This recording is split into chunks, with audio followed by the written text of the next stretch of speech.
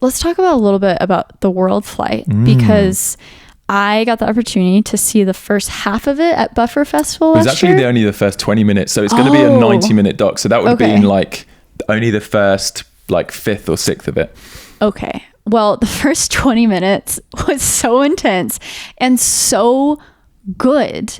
I mean, I was literally on the edge of my seat, and I was watching, you know, I watched some of the vlogs too. And the entire time I could not wrap my brain around how you were doing it. So I guess you saying that, oh yeah, you got a month behind, which is more than understanding. But what has been the process? Because I can't believe you were going through the footage by yourself, first of all. Yeah. That's insane. What was the process from, okay, I'm making the vlogs, but also we're going to make a whole feature film out of this. What were the steps for that? Because obviously it's taken a minute, understandably. Oh my gosh, yeah. So initially we were like, let's make a doc and also I'll vlog it. Yeah. So I knew that from the beginning. So from the very beginning, like a lot of the situations we were like, I want to make a good vlog, but I also want to deliberately cut out some of the scenes which I think we should save for the doc so it doesn't completely ruin all of the story.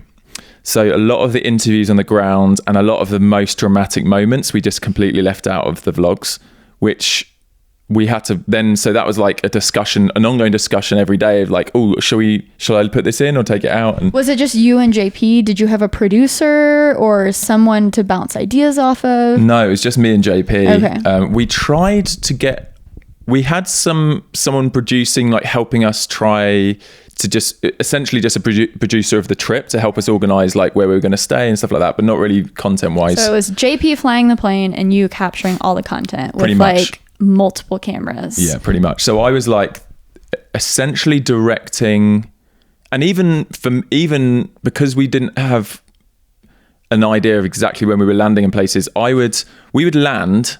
JP would like go and rest because he'd been flying, and then I would like do an Instagram story and say, hey, is there anyone in Karachi in Pakistan who can like show us around and I can do an interview with? And then I'd get a response, and then we'd like meet random people like every location, and then I would go and set up 2 cameras and do an interview with them on my own, which was crazy because then it was like I'd never done interview stuff before, so I watched all these tutorials on how to do interviews. Then I'd like rig up the lav mics and like have one of the sound recorders and all that.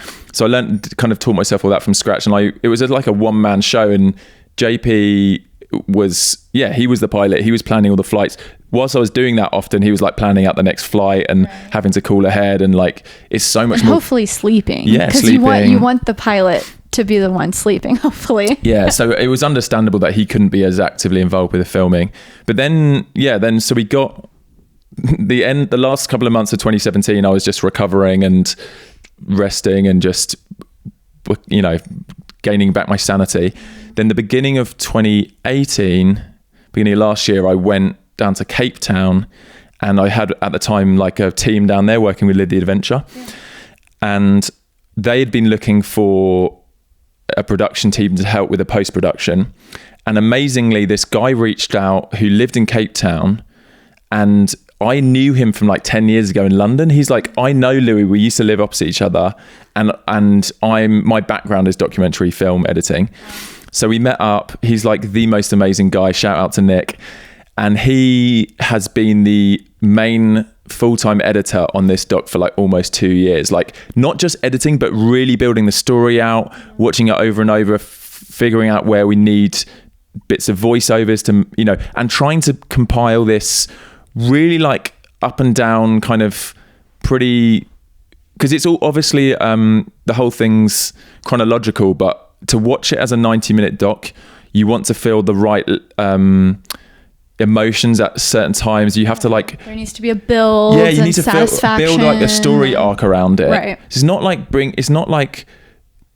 you're making any of the story up, but you're plucking the right moments to help the arc flow. So it was like really back and forth with that, pulling in additional characters that could give narration over. So something that really helped it was we got a senior pilot in to talk through what had happened from a position of wisdom, because when we were talking about it, it's like, oh, look at these 2 guys, like even JP's not super experienced pilot, but to have like a super experienced pilot that had done around the world flight, like give his thoughts on what we did, added weight to it. So there's all these kind of things people didn't think about. We had to do huge amounts of post interviews with us about how we felt and what happened. Right. So it's like, where you have to put yourself in the position. I always wonder how people do that with reality TV, because you want to talk like you're in the moment. Yeah. Right. Was that weird narrating it like so much time after and being like, yeah. So I did like 9 hours of post interview stuff, going through each moment and how I felt and what happened, and then we had to go back through and like re-record some of the voiceover. So it's been like this really huge process. And with the editor, how did he ingest 3 months of footage? Did you have to sit there next to him and be like,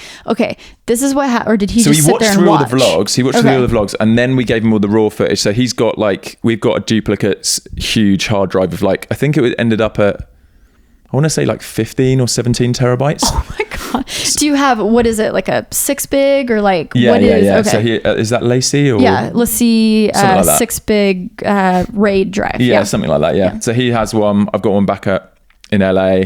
And then we were bouncing back and forth. He was sending me he was doing section by section, which is that 20-minute section you saw. That's actually completely changed now. The main moments haven't, but the intros change, and so it's been lots of back and forth, showing people, getting perspectives. So it's been such an amazing, eye-opening experience of what is documentary filmmaking all about. And it was so difficult coming from a place where we've here's the trip, here's all the footage, but we haven't really built a story other than we flew around the world. So I wanted to really pull the most engaging story out. So I've learned so much, but I feel like my audience have been struggling with the patience side of it, because they're like, how is it taking you this long?